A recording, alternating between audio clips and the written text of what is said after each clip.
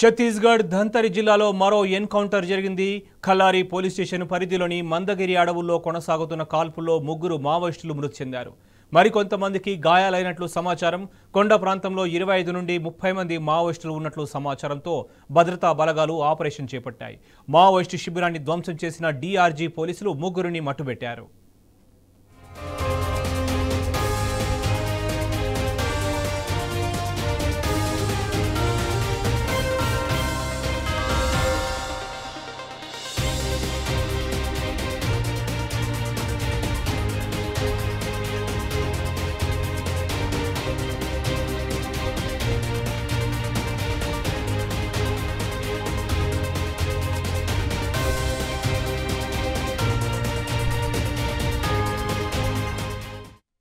ఛత్తీస్గఢ్ ధంతరి జిల్లాలో మరో ఎన్కౌంటర్ జరిగింది. ఇదే అంశానికి సంబంధించి మరింత సమాచారం మా ప్రతినిధి సాంబాని అడిగి తెలుసుకుందాం. సాంబా, చెప్పండి.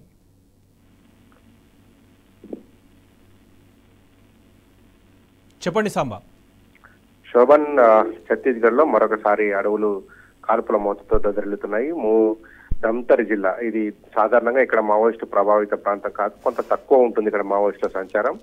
ఈ నేపథ్యంలోనే అక్కడ ఆ ప్రాంతంలో ఖలారి పిఎస్ పరిధిలో ఉన్నటువంటి మందగిరి అటవీ ప్రాంతంలో ఈ ఎన్కౌంటర్ కొనసాగుతున్నది. ముగ్గురు మావోయిస్టులను ఇప్పటికే పట్టుబెట్టినట్టుగా భద్రతా బలాలు ప్రకటించాయి. కొంతమంది గాయాల పాలైనట్టుగా కూడా భద్రతా బలగాలు చెప్తున్నాయి. దట్టమైన అటవీ ప్రాంతం, కొండ ప్రాంతంలో 25 నుంచి 30 మందికి పైగా మావోయిస్టుల దళం సమావేశమైంది అనేటువంటిది, అక్కడ షెల్టర్ జోన్ తీసుకుంది అనేటువంటి సమాచారాన్ని ఛత్తీస్గఢ్ భద్రతా బలగాలకు సమాచారాన్ని నేపథ్యంలో డిఆర్జీ బలగాలను రంగంలోకి దింపి ఒక్కసారిగా అటాక్ చేసినట్టుగా భద్రతా బలగాలు చెప్తున్నాయి.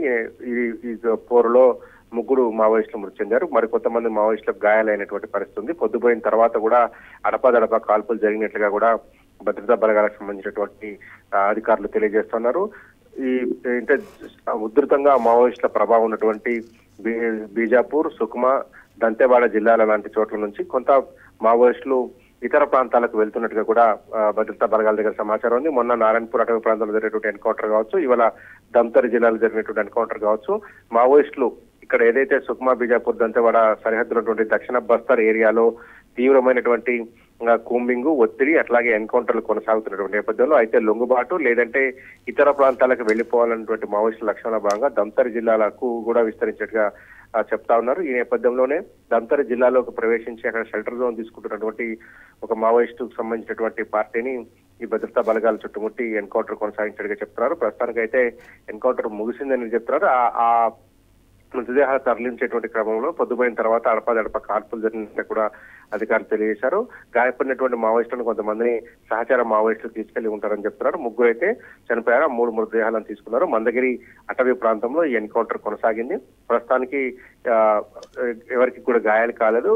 ఫోర్స్ కూడా రిటర్న్ అయినట్టుగా భద్రతా బలగాలు చెప్తున్నాయి. Shobhan. Right Samba, thank you.